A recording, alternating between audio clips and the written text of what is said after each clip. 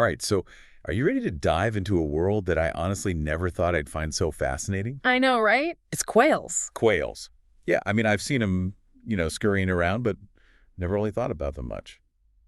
Well, get ready to have your mind blown.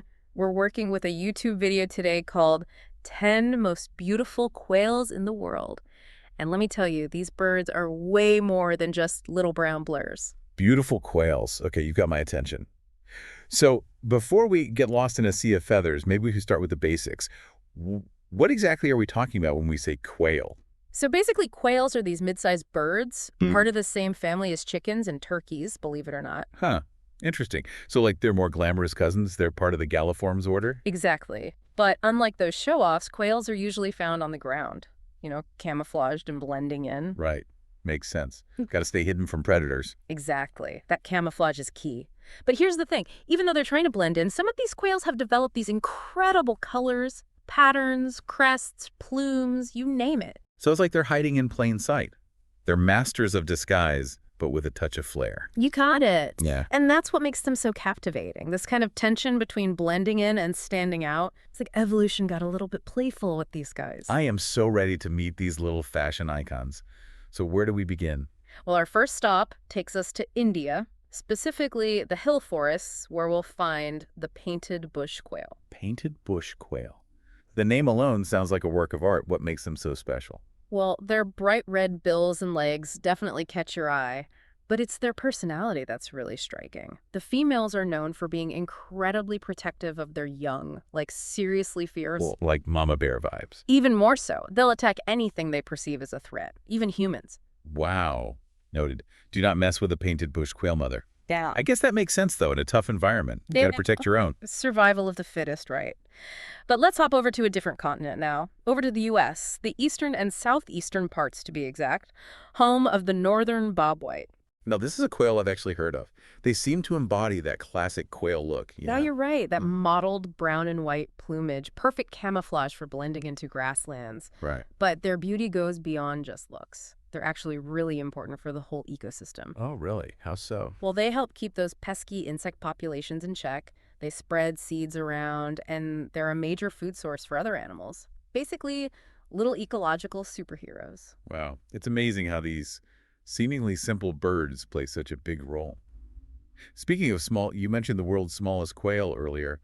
What's the story with that little guy? Ah, yes, the king quail, a little resident of Asia, and proof that good things come in small packages. I love that saying. So how small are we talking? Think tiny, like Yeah. 13 to 14 centimeters tall.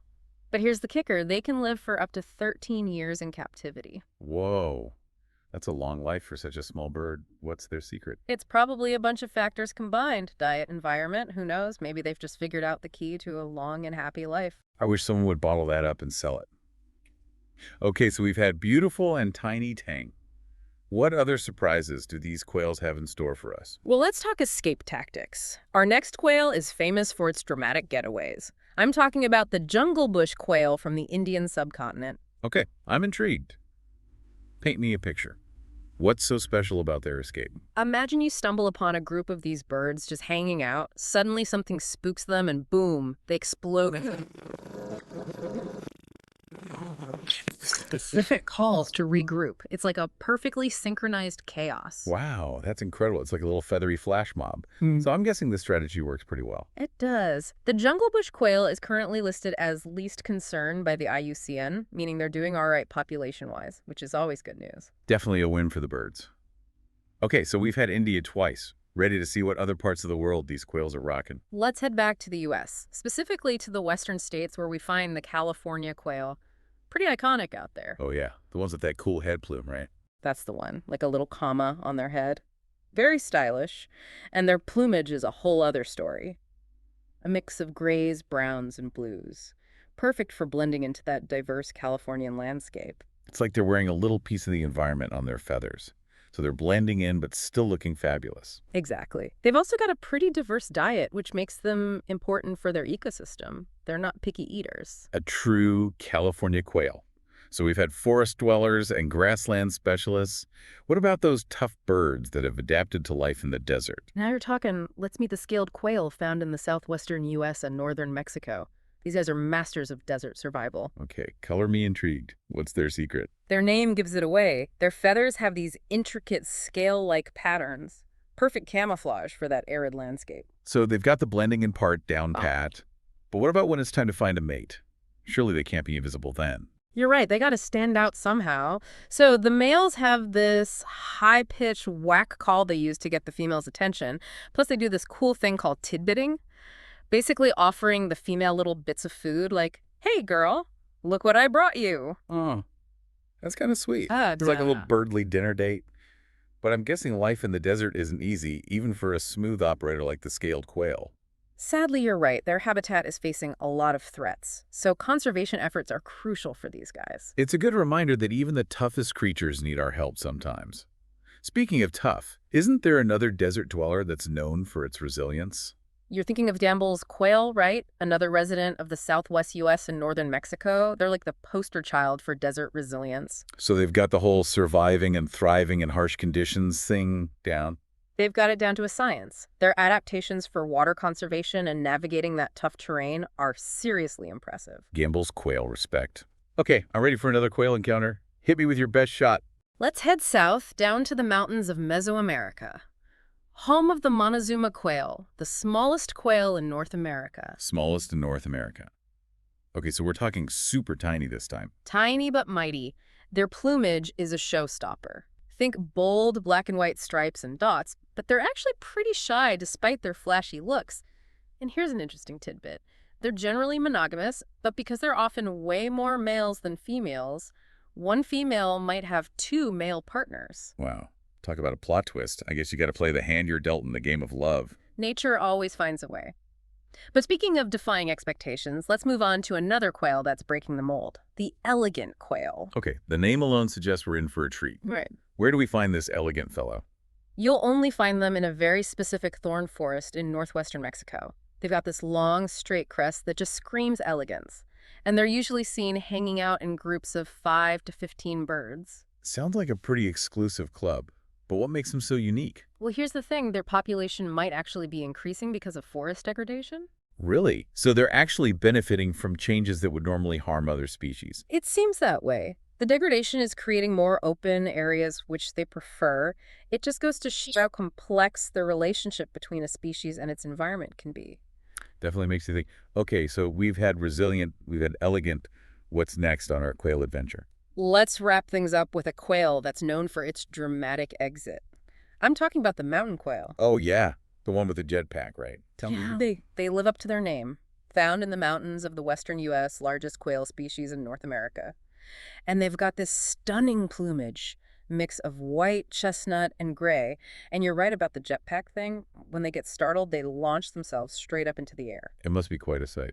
No. I bet they've got some powerful wings to pull that off. Oh, absolutely. Mm. Powerful wings and strong muscles, all perfectly designed for those quick vertical bursts. It's their secret weapon for escaping predators in dense vegetation. It's like evolution gave them a superpower. Yeah. It's amazing how these birds have evolved such specialized ways to survive. It really is. It makes you appreciate the incredible diversity and adaptability of the natural world, even in a group as seemingly simple as quails. It's pretty amazing how all these different quail species have found these ways to survive, you know?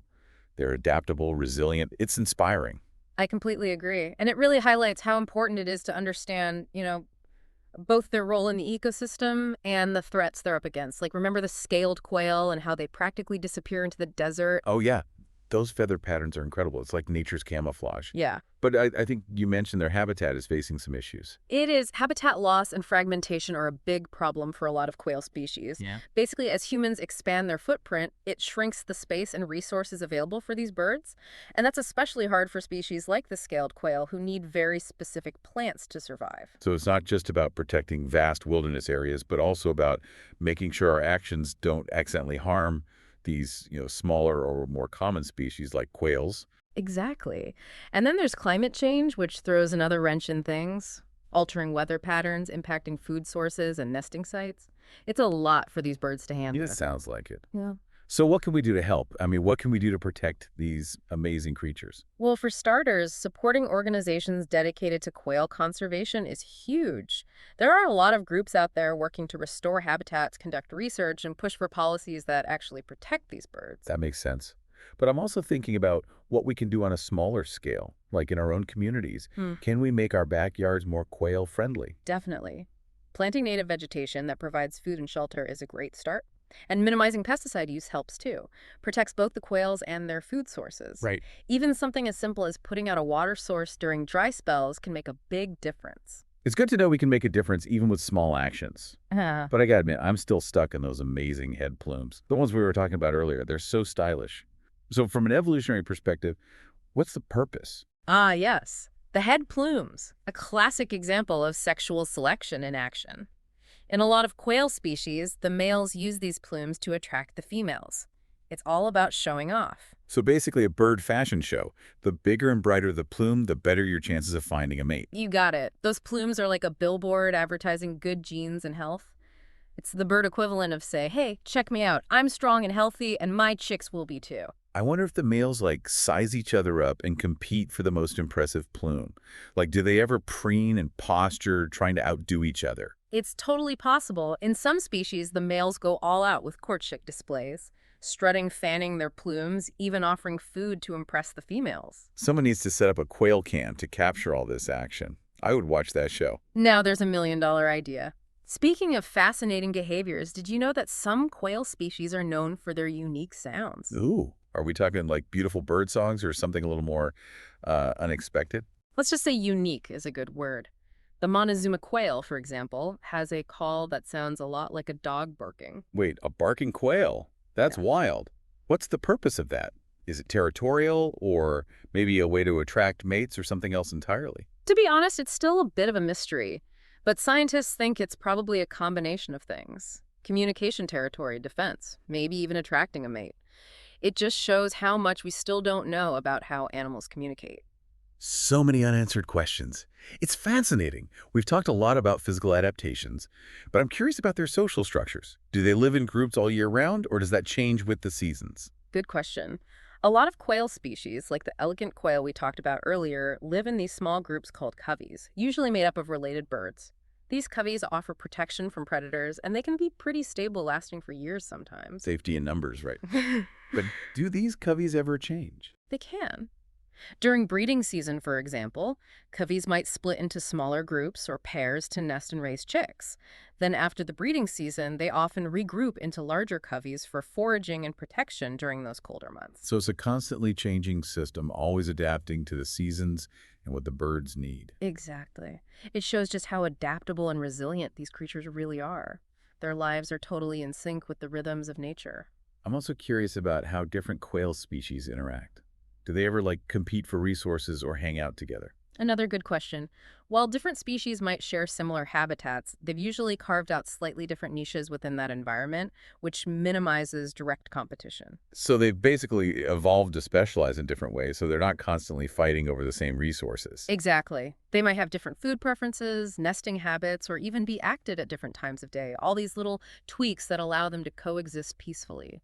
But of course, if resources become scarce, competition can definitely heat up. It's amazing how even in a seemingly simple ecosystem, there are all these intricate relationships playing out. It just shows that everything is connected and even small changes can have big ripple effects. It's a delicate balance. It makes me think we need to do a whole deep dive on just the ecological relationships between quails and their environment. Now there's an idea. We could explore their interactions with predators and prey their role in seed dispersal, the whole shebang. We could even dive into the world of quail parasites and diseases. Oh, Okay, maybe not that last one. We'll save that for another time. perhaps. Let's stick to the glamorous side of quail biology for now. Sounds good. But I'm already taking notes for a future deep dive titled The Secret Life of Quail Guts. I'll mark my calendar. But seriously, I think we've covered a lot of ground today. We've explored their beauty, their adaptations, their ecological importance, even their social lives. It's been a whirlwind tour of the quail world, and we've barely scratched the surface. It's true. There's still so much to learn about these fascinating birds.